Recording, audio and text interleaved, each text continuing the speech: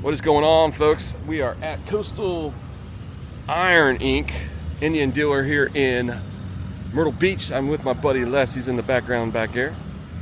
You need to check this place out. They got some nice bikes, some beautiful bikes. My wife's back here maybe buying one. Nah, we're kidding. Anyway, check this place out. This is Myrtle Beach, right, Les? That's right, man. Myrtle's Inlet. Myrtle's Inlet. Coastal Iron. I didn't see any Triumphs in there, did you? But anyway, they have Royal Enfield in there too. So anyway, have a good day, guys.